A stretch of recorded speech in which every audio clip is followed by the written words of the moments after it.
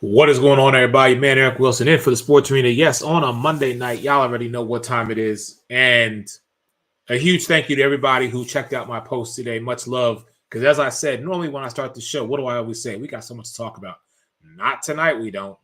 Two things we're going to discuss here. Speaking of the twos, let me get my man, my brother, ASU. He's a Sun Devil, Jerry. Mike Caratanudo is in the building. What's up, Mike? What's going on, man? It's another crappy loss to the Niners. My team sucks, but yeah, man. At least Micah Parsons didn't play, and the defense acted like when he's not on the field, they don't have any heart. So yeah, but hey, it's a good day. ASU's on a bye. They're 5-2 in football. Volleyball's 20-2. Went down to Tucson Thursday and smacked the little kiddies around. Swept them this year. Yeah, soccer had a tough territorial cup loss to that team down south on Friday night at home. But I didn't want to call you about that because I did actually see that. You saw that? Yeah. No, it was 1-0, and yeah, there was a few. Oh, not that you would talk. I mean, if you called, I wouldn't. But at the same time, when moments like that happen, I like to give you your space. But speaking of giving people space, Mike, look, man, let's talk about this because every channel, social media, sports that I watched today. Oh yeah. Even up until we're watching the Monday Night Football game between the New York Giants and the Pittsburgh Steelers, and people are still talking about the play from yesterday. For those who did not see it, which if you didn't, I salute you because you truly are not a person on social media. Allow me and Mike to share with you what happened yesterday between the number 1 and number 2 draft pick of last year's NFL draft. Take a look at this, please.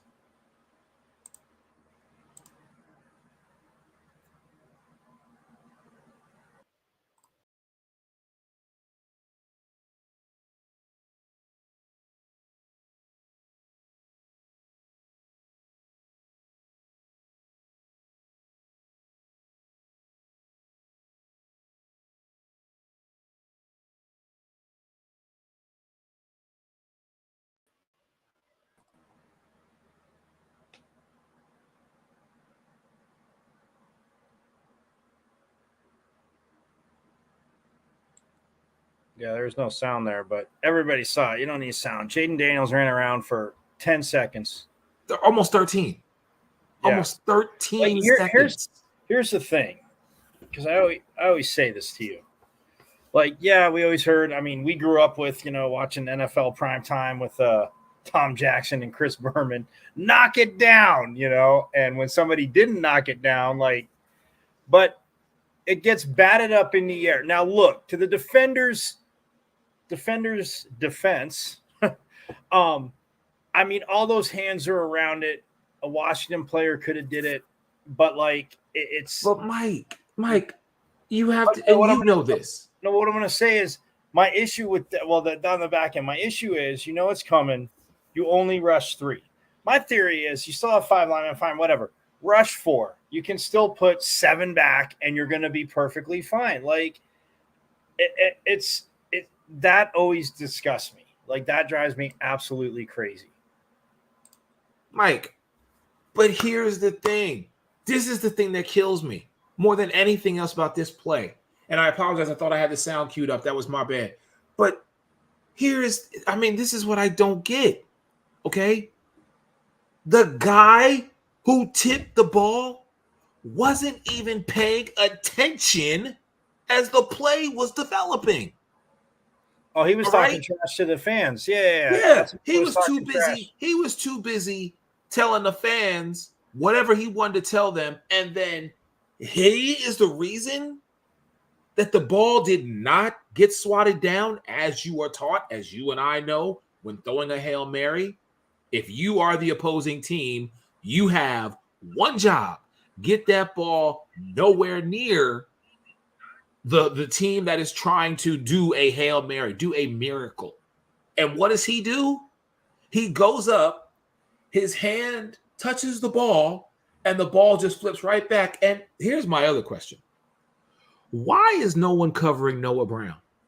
Well, no, Noah Brown did the right thing. That's how little kids if you coach, and my dad. But Mike, come on now. No, hold on. Because once the ball goes up, everybody reacts to the ball. Nobody's gonna. You're judging the ball. They see it. But here's the thing: Noah Brown, he came in. He came in. He was there, but he came in behind it. And secondly, that's my point, though.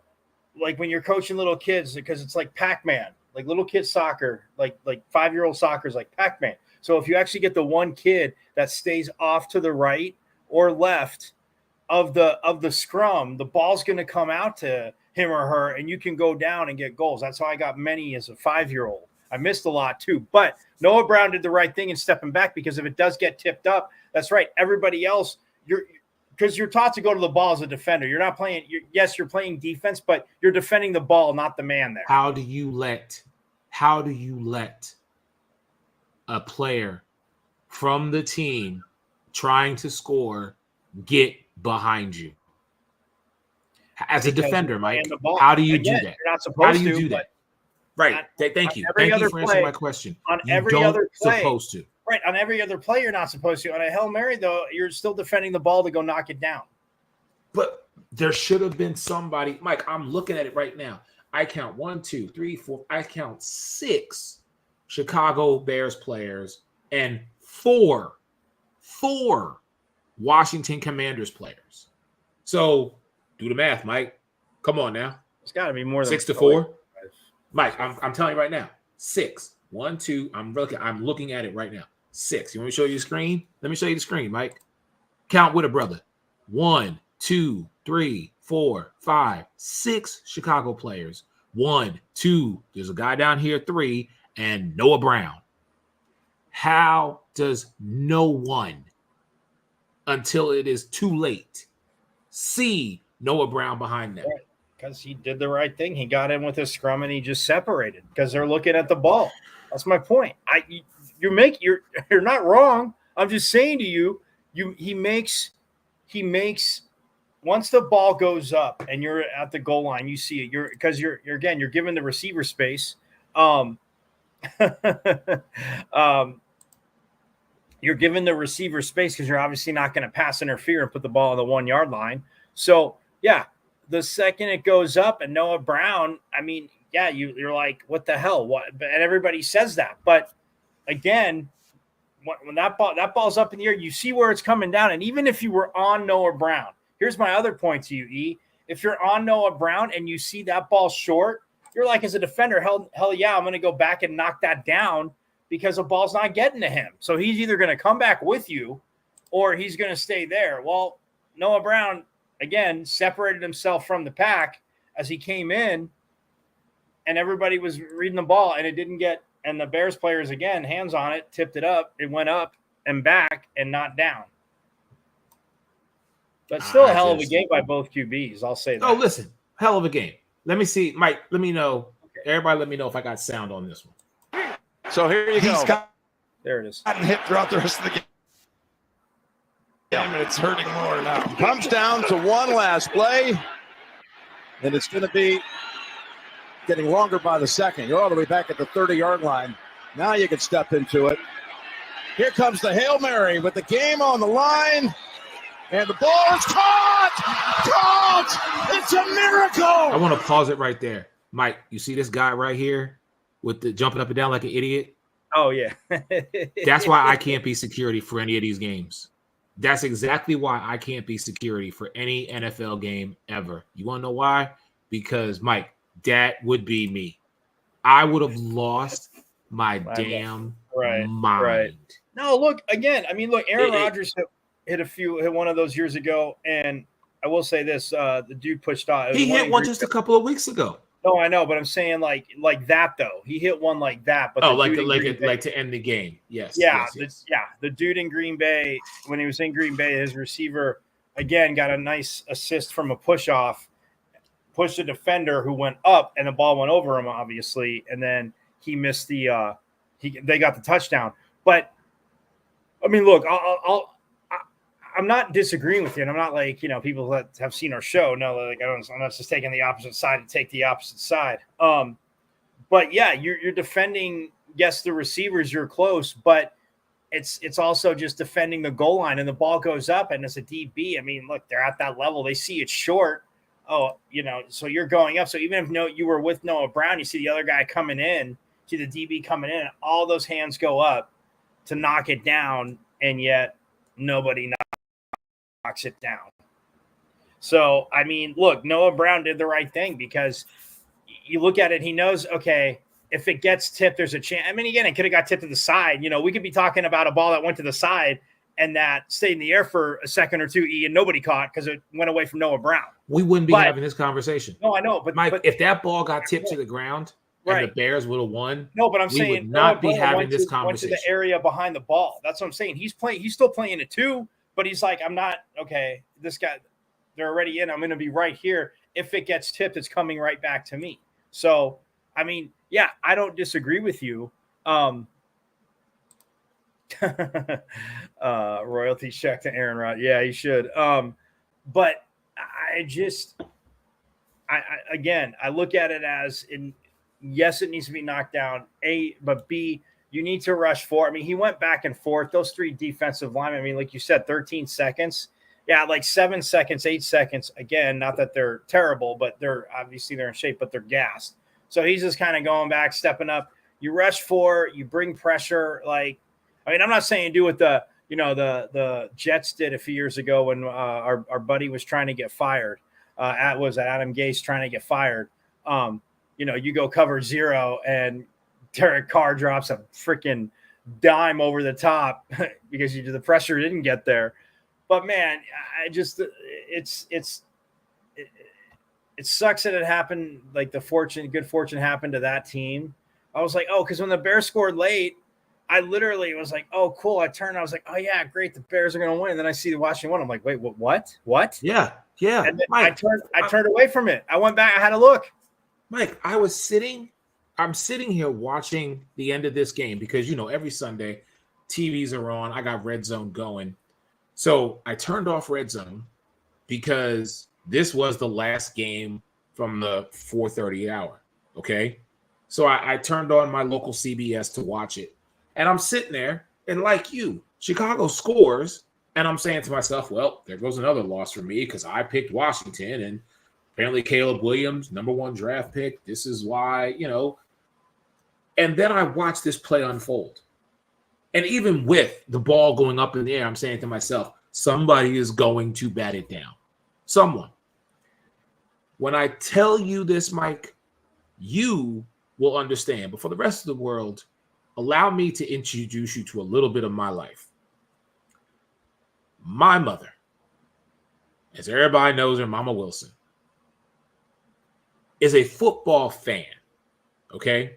Yes, she loves Patrick Mahomes. She likes Lamar Jackson. She cheers for the Eagles because I'm her son. And she cheers for the Steelers.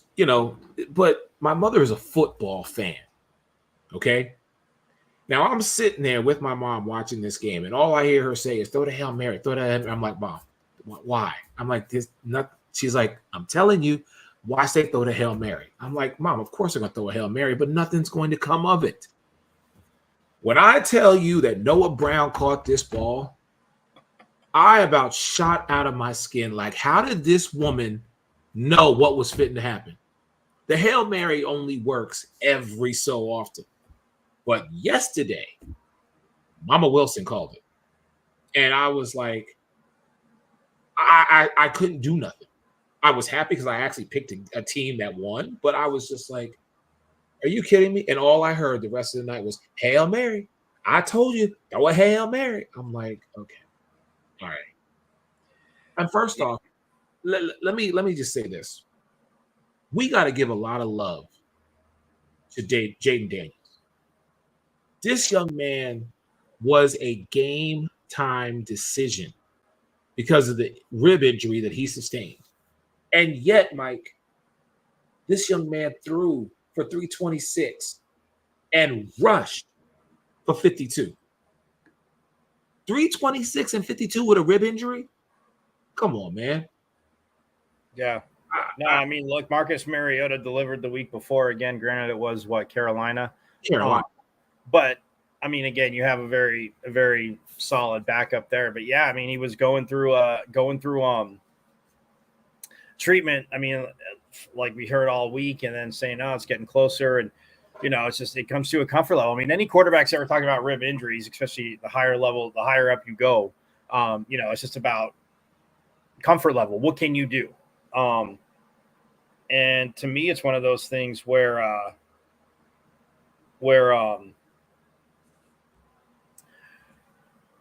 I mean, he absolutely balled out. It's like, well, if he doesn't go, Mariota can still come in relief, and it should work out. It should work out quite well. But the way the Bears have been playing, and Caleb Williams too. I mean, look, the one thing Washington's going to do is, Noah Brown, former Cowboy. That's kind of funny. No, he's a commander. I don't care who he played for before. As of this moment, of this year. It's funny when you talk about certain guys as former Eagles, but I love you. No, I know he's a commander. He got the touchdown. He's a commander. No, but look, they're going to play defense. I mean, Dan Quinn, that's one thing, and it's shocking, obviously, with, both, Sweat and Chase Young gone. Like, they dumped them, last year, and, you bring in a new coach, you go this and that. I'm sure Dan Quinn would have loved to have one of those two up front. But they're still playing defense. And that's, when you bring guys over that know what you want to do, and guys have, played in your system, and it's just like, okay, like they can get it done on the field. And yeah, I mean, not everybody is. That's why they were as bad as they were and had the number 2 pick. Like, we get it. Like, defensively. But to go from that to what we're seeing this year, right, with them being 6-2, right, and being in first place, you know what this reminds me of, Mike? This reminds me of that New York Giants team that started 6-2 and shocked a lot of people the first half of the regular season. You know what I mean? It has that type of mystique, that type of aura, that type of we weren't really expecting this team to do something. And here they are beating teams that I guess, hey, they are supposed to be beating and winning those games. Well, look, I mean, but the Bears are in the same boat, like a rookie. No, listen. All right, so let's switch to the Bears. But these teams I was going to say, they're mirror images of each other in a way. I mean, not personnel. I'm just saying, like, their path is. I understand. I get you. But so let's switch to the Bears then. And what does this say about the Bears? First off, my question, Mike, is does Eberflus remain the head coach for the rest of the season? Yeah. I mean, yeah, I don't even think that's I think, well, I mean, I say yes, but again, in saying that, right, it's the NFL. So, I mean, but look, a team that's 4-3, not Jaden Daniels, obviously Caleb Williams, the first 2 games, pardon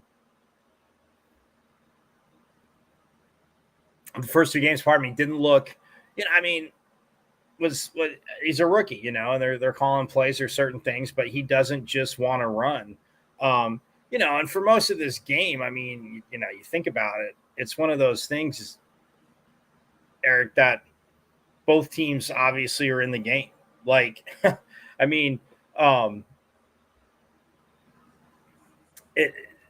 what Eberflus is doing, I mean, yeah, I think you want to keep seeing growth. I mean, that's the first thing, because again, I mean, how much of it was such with Matt Nagy, obviously it was such a dumpster fire. I'll say it. It was a dumpster fire under Matt Nagy. But yeah, I mean, that's our Justin Fields, and Eberflus had Fields last year. So it's like, it's one of those things where it's one of those things to me where when I look at it, I'm like, okay, as long as you keep seeing development from Caleb Williams, because yeah, I mean the Bears in general, I mean, they're one of those teams when you look at it, it's like, okay, we didn't expect much. We sure as heck, after, week 8, they already had their bye. But I mean, after week 8, we did not, predict them to be 4-3. And, just kind of floating around there. And granted, wait, hold on. Before you go that far, let's look at who they've played so far and really take a look at this, okay? They beat the Titans. We kind of figured that would happen. They lost to the Texans. All right. The Colts, I could have went 50-50 on that game. They were playing the Rams in Chicago, so I would have given the edge to them. They beat the Panthers, no surprise. The Jaguars, I did not expect that win. All right. So them being 4-3 at this stage of the game, right, okay, but the first half of the season, yeah, but you're would saying not have surprised me. Even before, okay, right, and seeing what the Jags are, and believe me, I'm with you on that, because it's one of those things where when I look at them, I'm like, okay, but before the season started, like rookie quarterback, yeah, they gave him his receivers, but what have they done with the offensive line? I mean, I would have looked at the first, Tennessee again, no Derrick Henry, the first without, first season without King Henry for them in a minute. You're like, okay, what are we going to get from Will Levis? Like, that's a game. It's week 1. You're like, okay, Bears, but they somehow get the 7-point win. You turn around, you hang with Houston. And that's when I think they opened eyes, because Caleb Williams, again, games weren't the greatest for him, but the defense, of course, keeping him in it. And then, yeah, like you said, I was with you on the Colts, 50-50 there. The Rams, I figured the Rams, not thinking they'd have. I figured the Rams would win, but I was. I thought the Rams, well, if the Rams didn't have those injuries, I just, no Nakua, no Cooper Kupp, and exactly not what it means to them. But we know what it means to them. But I mean, look, when you look at that, I'm like, okay, Carolina, yeah, coming in the season, I would have said, hey, I could have said to you, look, I don't think it will be, but if I'm going to pick a first win of the season, I'm going to go, the Carolina game for the Bears. And then they turn around and they put up, the Caleb Williams back-to-back 30-point weeks, bye week. And then, that one was over in London. Right. Exactly. And it's you come off the bye, come back from London with a win, come off the bye week. And again, defensively, it's one of those things where, I mean, come on, it's 9-0 at the half. And you're thinking like, huh, what? Like, this is like, but still getting back to your at the half. Right. And it's like, okay. And then it's like, it's 9-7. Well, let's get back to your original point. You're saying halfway through the season, which is pretty much where we're at, you didn't expect this team to be 4-3. Mike, this is the only division where every team is winning. Every team has a 500 or better 100%. Record. Right. So when you are playing against divisional opponents like the Minnesotas of the world, who have a Sam Darnold at 5-2, the Green Bay Packers, who have a Jordan Love, an injury-prone Jordan Love at 6-2. I mean, realistically, the only team in that division that we knew was going to be a force was going to be the Detroit Lions, who are currently sitting at 6-1. Yeah, a force, yes, but I still think that I was still on the Minnesota bandwagon though, because of the with Sam Darnold, really. Okay, when they had JJ McCarthy, different story. I'm saying Sam Darnold spending last year in San Francisco did wonders for him because he was with Kyle Shanahan. A, B, why? Because the light came on and he doesn't see ghost anymore. Stop it. Cut it. No. Again, it's both sides of the mouth. The Jets have had no offensive line, not an NFL caliber offensive line for a minute now. And it got a little bit better this year, and I know we're going to get to that. You can't say that he's a terrible quarterback, and then the Jets' offensive line, they gave him no time. They ruined him. Kevin O'Connell, look at some of the throws he's been making, like against the defense in the Niners. It's week 2. I know that, McCaffrey wasn't there, but those receivers were there. Kittle was there. Like, you look at week 2 against the Niners, and I'm like, man, or not week 2, week 3, whatever it was, the game against the Niners. But they beat the Niners at home. Okay. But look at the throws he's making. It's not just the dinks and dunks. Yeah, he can check it down to Aaron Jones or whoever he needs to. He dropped some balls into Jordan Addison and Justin Jefferson. This is the quarterback that the Jets drafted because you knew he athletic. The athletic ability and the throwing ability, the arm strength wasn't the issue for Sam Darnold, it was, the Jets' offensive line is terrible. You have less than 2 seconds to throw the ball. You can't run the ball. And all these defensive ends are, and even the interior line is just teeing off and pinning their ears back coming at you. Now, yes, do we need to see quarterbacks make some plays? 100%. There are times when it's like, okay, we understand this, but you still had time. You need to make this throw. I'm not going to, I'll never debate you on that. But to tell me that Sam Darnold didn't have the ability when the Jets drafted him, no, they took him number 3 for a reason, and he could have done it had you protect him. Kevin O'Connell, quarterback whisperer or not, and look, Kirk Cousins, obviously people said, well, man, you're going to downgrade. You're going to bring it. Your Kirk Cousins leaving. You bring in Sam Darnold, and everybody kind of, and I said the same thing. Well, if they protect him, he'll be okay. What did he go out and do? Well, we're going to sit there and we're going to go bring in Aaron Jones since the Packers, want to go younger and get Josh Jacobs, like we talked about last week or the week before. But to me, that's the thing. Sam Darnold, he will make those throws. And look at him and Eric, where I will say growth. And yes, I'm not saying, believe me, my first reaction, knee jerk, was, oh man, Sam Darnold. But I'm like, I still thought he was going to start over JJ McCarthy when we did that show before the season started. I'm like, I don't think McCarthy's ready. I did not at all. Well, this is why you drafted JJ McCarthy where you drafted him. I think we'll never know because he got hurt. But I definitely didn't think JJ McCarthy was ready. I think we'll know when JJ McCarthy actually does take over as a starting QB. He's out the whole year. I'm not saying this year. I'm just saying when his time comes, right? We will truly see what JJ McCarthy is. What did Kevin O'Connell do? I mean, you go and get Aaron Jones. You say, oh, he's older. Oh, look at Aaron Jones, big runs. Oh, dump it to him out of the backfield. Oh, look at this guy. There's Justin Jefferson, and there's Jordan Addison. I mean, another an SC dude. He's playing the way. And again, in the pocket, he's not, quote unquote, seeing ghosts. The famous Monday night, Monday Night Football. The famous Monday Night Football. Exactly. Seeing ghosts out there, making me see ghosts out there. But to look at what Minnesota's done, but again, to think that Chicago would be 4-3 again to get back to that thing. I mean, look, the way Caleb Williams has played, and the first 2 games a little speed bump, and now.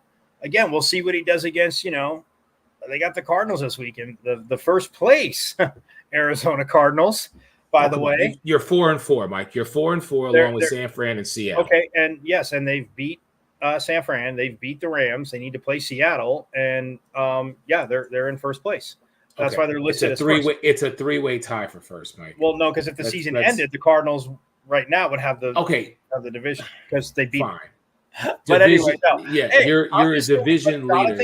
Look, defensively, I mean, what they did against Miami yesterday. I mean, Miami had some yards, but look, I mean, Jonathan Gannon, they had a hell of a plan. I mean, Tua had to shake his rust off from his concussion. I was going to say Tua didn't look too rusty. Okay, if they didn't get to Tua, I mean, he got rid of the ball. He dropped some. I mean, I'm watching the game. He ain't got no other choice, Mike. This is what I want to say about Tua. I want you to watch his release time from now until the end of the season and tell me that his release time isn't quicker, faster. I'm talking about the play calls. His release has always been pretty quick. I'm not. They had to, Mike. Right. They have to get that ball out of his hands. Right, but okay, they're not going to put him in and be on eggshells. I'm just saying he was in the pocket for a while. Really? There were plays he dropped back. I mean, he got sacked twice. Right. Yeah. But either way, I'm just saying against Jonathan Gannon and the defense at the Cardinals, again have at spots played for him really well, and other spots I don't get it. I mean, Budda Baker is a stud. He was out of his mind yesterday anyway. But I'm interested again to see what the Bears keep growing. So I just don't think I mean, I guess if they lost out, you would can the coach, but I think that I don't think Eberflus should be there much longer. That's just my personal opinion. Listen, if we look at the Bears' schedule, the next 2 weeks, okay, they got the Cardinals and the Patriots. In my estimation, those are very winnable games. Okay, you should have another shootout like you did. I'll say against the Texans with the Cardinals because Kyler Murray to Marvin Harrison Jr. is just becoming a thing of beauty. And so I want to see what they do, the Bears, specifically in Arizona. Then you're hosting the New England Patriots in November. It's, whether it's Drake May or Jacoby Brissett, it doesn't matter. But they should, in all seriousness, they should beat New England. Then, Mike, the rest of November, Packers, Vikings, Lions. Come on now. That's division play back to back to back. We're going to see who the Bears are. So let's say, for argument's sake, they're 4-3 right now. Let's say they go 6-3 before they start their divisional play, which I'm saying maybe 5-4. I say 1-1. I don't know, but let's say they go 6-3. I'm telling you right now. Yes, they play Green Bay and Minnesota at home. Thanksgiving, when they go to Detroit, Mike, they will, in my opinion, they will go into December, the Chicago Bears, at 6-6. That's what I'm saying to you.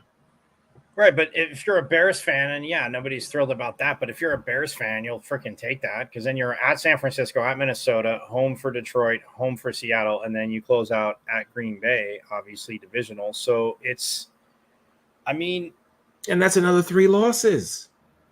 So you say. Look, okay. Look, I'm not going to sit here and say that Seattle is a loss. I'm not going to sit here and say Green Bay is a loss, because it's a division game, and you and I always agree. No, listen, I'm talking about San Fran, Minnesota, and Detroit. That's the 3 that I'm talking about. Minnesota's still a division game.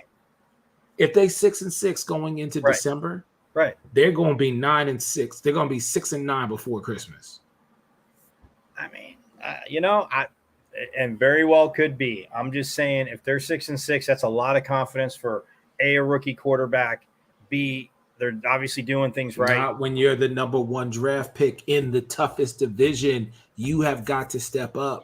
They weren't going to win the division. He is stepping up. I'm not expecting them to win the division. He's grown each week. What I am okay. All right. Look, you know what?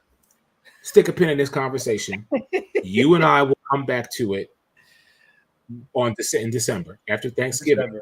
Yes. I say they're going to be 6-6. They're going to get blasted by the Lions on Thanksgiving. I'll tell you that right now. I'm just saying. I'm saying they're going to be 6-6, which means they're going to be. I'll give a prediction right now. Knee-jerk prediction right now. Looking for the month of November for the Chicago Bears. I'm saying the Chicago Bears, after the Lions game on November 28th, their record will be 6-6, which means they will find a way to beat the Cardinals in Arizona. They will beat the Patriots at Soldier Field, and then they will lose their next 3 games within the division, making them. See, let's look at something real quick. Excuse me. Wait a minute. Where's their division? They haven't had a divisional game, have they? 1, 2, 3, 4, 5. No, they will be 0-3 in the division before December. 0-3 is what I'm saying. The Chicago Bears will be in the division and be 6-6 come December. I respectfully disagree. I think they beat Green Bay. All right. We shall see. We're going to take a break.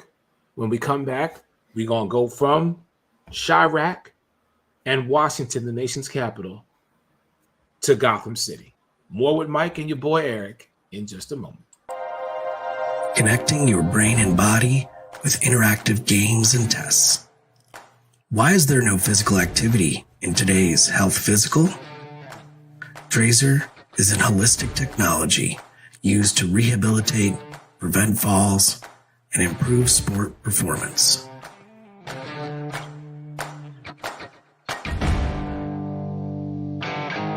Trazer reports provide you, your clinician, your physical therapist, or athletic trainer objective data to make decisions on your health and performance over time.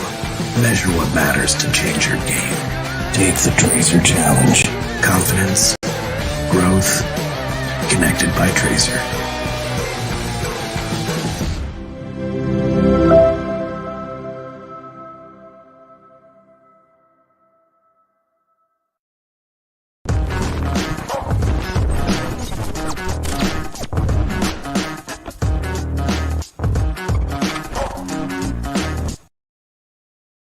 All right, ladies and gentlemen, welcome back into the Sports Arena. Eric Wilson alongside Mike Harris-Nudo. Okay, Mike, this one might upset some family members that are near and dear to our hearts. So I preface this conversation by simply saying to the Jets fans that we know and love, I'm going to apologize. Mike may not, but I'm going to apologize for what's going to come out my mouth because it needs to be said and we're going to say it.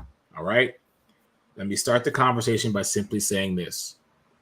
For anybody to think that the New York Jets quarterback is 2019, 2020, 2018 Aaron Rodgers, you need to be drug tested because he's not. I say he is more business than he is football. And what I mean by that is simply this. Aaron Rodgers has a list of things that he has wanted since coming to the New York Jets. He has wanted a particular coordinator, a particular head coach. He's wanted players. The list goes on and on. And for the most part, Woody Johnson, the owner, has given Aaron Rodgers everything that he's wanted. He created his wish list. And I will say 80 to 85% of that wish list was granted to Aaron Rodgers. Now, I say all that to simply say it has not translated into the Jets being a 6-2 team. Conversely, they are 2-6, 2-5. And yesterday, with 22 seconds left in the fourth quarter, we saw the identity of the New York Jets this year. And I am always a fan of the Jets, not because of those who are in my life, who I love, who are Jets fans, but I always root for that team because I want them to be successful. I like them.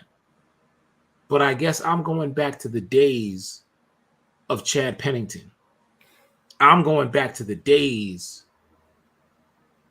of Revis Island.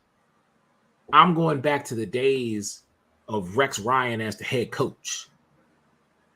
And I think like most fans, I need to evolve and move forward and recognize this ain't the same Jets team. For lack of a better phrase, this ain't Mama Kara Tenuto's Jets team, okay? They was winning. They was grounding and pounding you. They was punching you in the mouth. Right. This team, with a Garrett Wilson and a Sauce Gardner and a Breece Hall and the newly acquired Devontae Adams. Oh, and by the way, with a quarterback who everybody said was arguably the missing piece for this Jets team.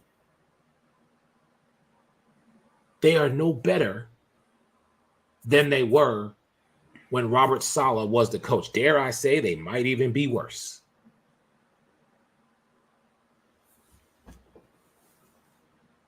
I mean, I think the defense, to your point, hasn't. Again, they still have. They're still good, but it just seems like a different edge without Coach Saleh in the building. Yeah, I mean, Sauce Gardner, dude's sick. I mean, he's still balling out. I know so many times I'm like, oh, everybody's cries pass interference. I'm like, man, the receiver, he I would say, Eric, at least, and it might be high, but either way, when I've watched him play, watching Jets games, like 90% of the time, when you see replays and the ball's thrown his way, he now he might get called for a PI here and there, but he lets the receiver, like he's running with him and he's not, it's almost like he's faking him out like he's going to touch him or make contact or bump him off. But he makes the receiver almost like, it seems like make contact with him first. So it's like if he does, then he'll go back and look for the ball. And yeah, it might get a little more physical, not get caught. People are like, why is that? That's interference. I'm like, nope. He played the ball. He's looking back at the ball. I'm like, you look back at the ball, you can run through the receiver. But they don't seem to have the same attitude. I mean, or the same edge. I'm not going to say attitude, but just like a little bit of that edge. And yeah, I mean, Aaron, of course, what's any player going to say? Oh yeah, I got this coach fired. Like, as much as I love, Jay Kidd, I always used to tell you, like, yeah, don't tell me he didn't go whine into Nets brass and get Byron Scott fired. Like Byron Scott I'm like, you got to be kidding me.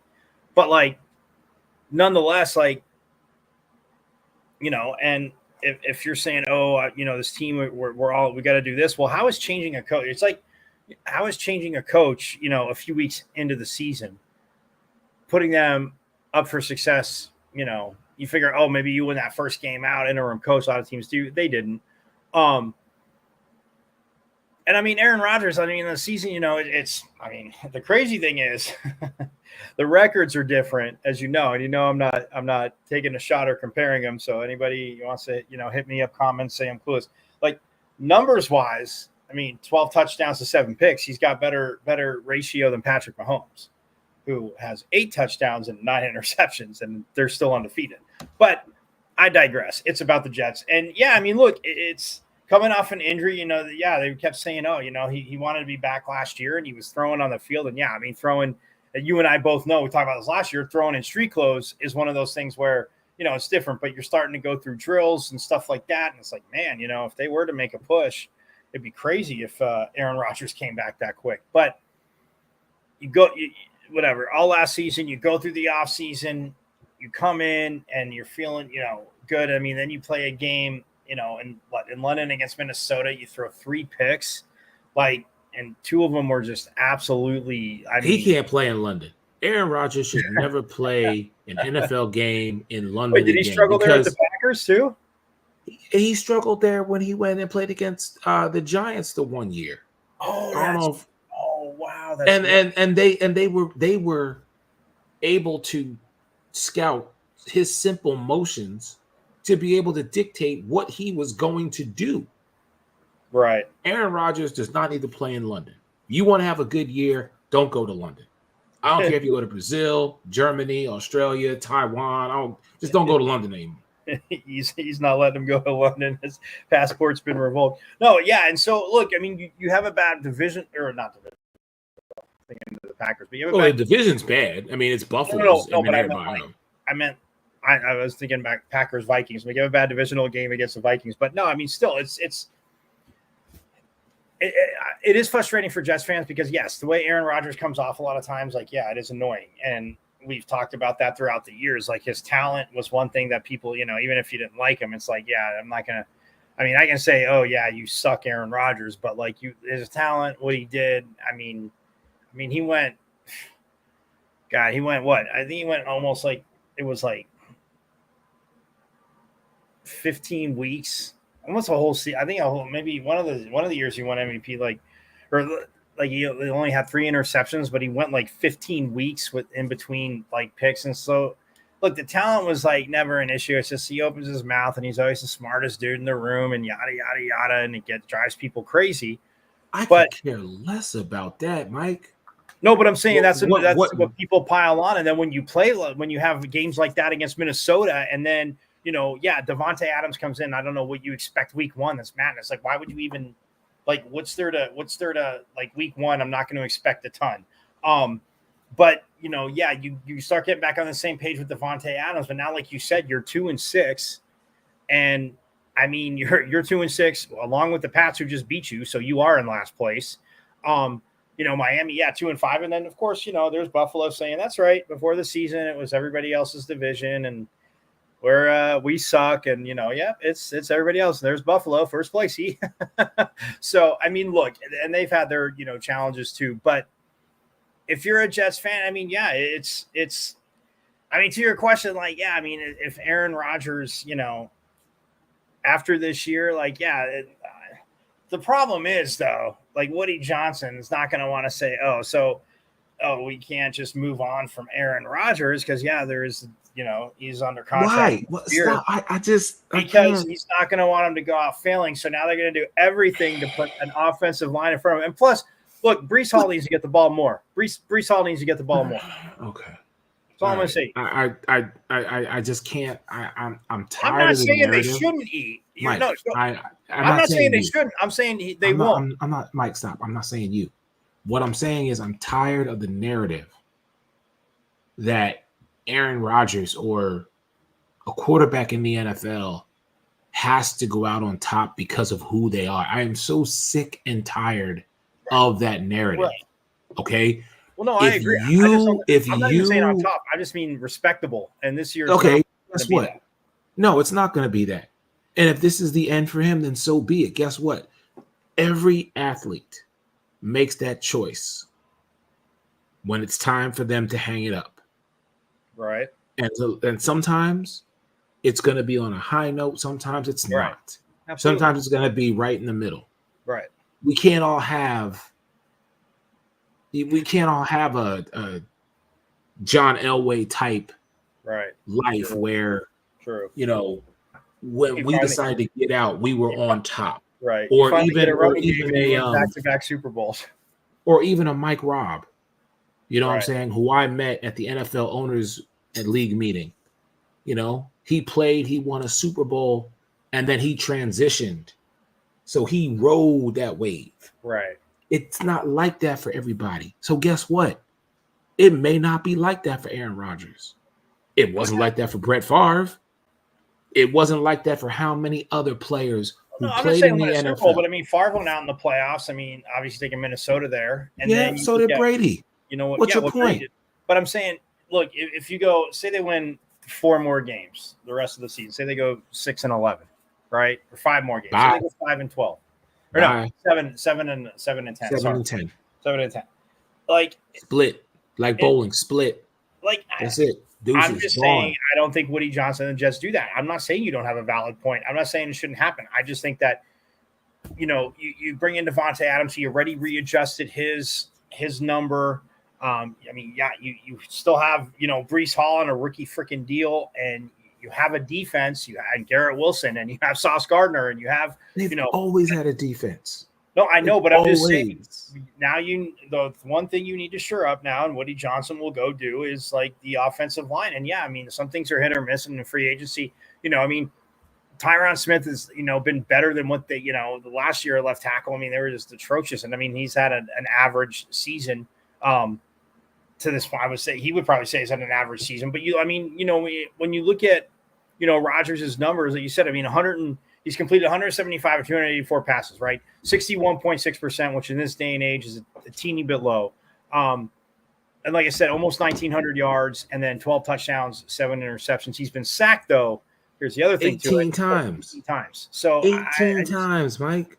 Right. And look, the offensive line's gotten a little bit better because if it was last year, it would have been probably like 42 times. But I don't see Woody Johnson letting it go, and I don't see Aaron Rodgers again. Expect another disappointing season, because even if Woody Johnson was to go out there, and shore up an offensive line and somehow get the protection necessary, you do realize Aaron Rodgers is going to be 41, right? 100%. Okay, another year older, right? Okay, and Father Time is undefeated, so. You ain't shorted up by this point. What makes you think that next year, if you are to make those adjustments and give Aaron another check on his wish list, that it's going to produce you anything better than what the end of the season could be for this team this year? Right. Well, that's what I want to know. At some point, we have got to just understand that as time moves on and people evolve, some do and some don't. Right. And in the case of Aaron Rodgers, you have had some phenomenal years as a quarterback in the NFL. Oh, yeah. You've only won 1 Super Bowl, but you've gone out there every year and you have produced. And I'm not saying that he's not producing, right, but it's not turning into victories. And when an owner, an organization makes you an asset and you turn into a liability, bruh, I just can't, in good conscience, I cannot sit here tonight on this show, our show, The Sports Arena, and say to you, oh, they're going to fix it. They're going to handle it. Right, No, the hell they ain't. Well, I mean, and yes, that's all. That's a whole nother going down that road. I mean, yeah, you have to identify the right, I mean, even in the draft too, I mean, I know you got some young linemen, but even in the draft too, like I know tonight they were talking about, the Steelers still running the ball and their center is a rookie. And, Lawrence is kind of, welcoming. He did a few, I hope you saw those because they were a few old school, Reggie White one-arm pickup and throws. Oh, but, I saw him. Oh, yeah. He threw that. I mean, look, that rookie center is only going to get better, but it's Right. like, hey, kid, hold your Welcome head up. to the NFL. But, yeah, exactly. You're 6 weeks in, your team's 4-2, but or we're 7 weeks in now, but your team's 4-2, great. But yeah, let me show you. Welcome to the NFL. But no, but last year is a wash. And look, I'm not saying I disagree with anything you're saying. If I'm Aaron Rodgers, and yeah, they say they only win 5-6 more games, so they go 7, 7-10, 8-9, somehow they make a run. It ain't gonna produce nothing. I think Woody Johnson, though, I mean, and Aaron would say to Aaron Rodgers, like, hey, like year one, obviously you had 4 plays. Like last year, okay, so maybe this would have happened last year. So come back next year. This is what we're gonna do. And I just think with making that trade for Devontae Adams, that almost locks Aaron Rodgers up for next year. But I'm not saying that you're wrong, and I'm definitely not saying that a lot of people aren't going to say, oh, he should go, or oh, he just needs to retire. I mean, look, Kurt Warner left $14.5 million on the table after that whole Saints Bounty Gate year, the year after the Super Bowl, and I mean, Brett Favre obviously them playing them in the NFC Championship game and the Saints in the NFC Championship game and stuff like that. Like Kurt Warner is one of those things. Like, yeah, I mean, and like you said, Father Time is undefeated, so it's one of those things. And Kurt Warner talked about it. It's like, yeah, it is obviously very tough to leave that $14 million. Like, see ya, but it's also putting that work in. It's that next year and where my body was at, and what obviously him and Brenda want to do. And so with Aaron Rodgers, like again, it's if you feel that, but I just think Woody Johnson, to me saying to you, is going to come with him to the pitch. Like, okay, it was 4 games. This last year was tough, but now look, we're going to get into it. And yeah, I will say this to you. If for some reason, somehow on God's green earth, and I think Woody Johnson would know better, hopefully wouldn't be clueless. If they hired Nathaniel Hackett as a head coach, Aaron Rodgers would have came back for absolutely no reason at all. Because look what Sean Payton's doing with the rookie quarterback. No, I know. I get it. And a defense. So you know, so what? I'm with you. Like I said, why don't we take? I just think Woody Johnson is going to be like, hey, this is what we're going to do. And I got an answer for you. Okay, ready? Here's what you do. Oh no, go pull Mike McCarthy from Dallas and bring him over to the Jets. Why don't you do that? Please. Why don't you just put 2010 back together again? Oh, and see if you can relive that 15 years later. Why don't you do that? See what happens. Amen. I'll take that in a heartbeat. Now you're just messing with my emotions. You just did that to be a funny guy. You're toying with my emotions. Hey. Sometimes you got to go back and figure out what helped you get to where you need to be in order to remember who you were. Maybe him and Mike McCarthy can be reunited and it feels so good. He wanted Mike McCarthy gone so bad at the end because he had to call every play. He couldn't make audible. Well, maybe they can let bygones be bygones. Yeah. Maybe they can let bygones be bygones for one season and say, hey, give me Mike McCarthy. Give me an offensive line and see what happens then. I sign up for Mike McCarthy going, dog. I am not. Okay. All right. I'm not saying no to you. Just know, should it ever come to fruition, ladies and gentlemen, October 28th, 2024, you heard it here first on the Sports Arena. Please let it come to fruition. That's what I'm saying. We got to get out of here, man. It has been an awesome evening as usual. Thank you, everybody, for chiming and tuning in. Shout out to our boys in the comments, Denzel for chiming in, and also shout out to Nicole Lee for always, stepping up and being there for me. Really appreciate Lee Johnson. For Mike Harris-Nudo, your man Eric Wilson. Hey, everybody stay blessed. We're going to finish watching this game here between the Steelers and the New York Giants. There's about 8 minutes left. Giants only down by 8.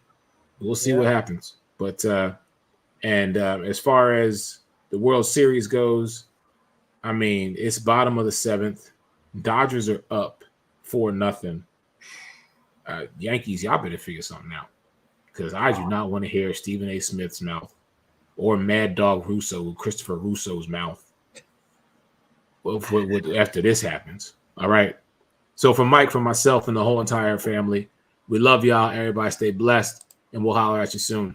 Peace.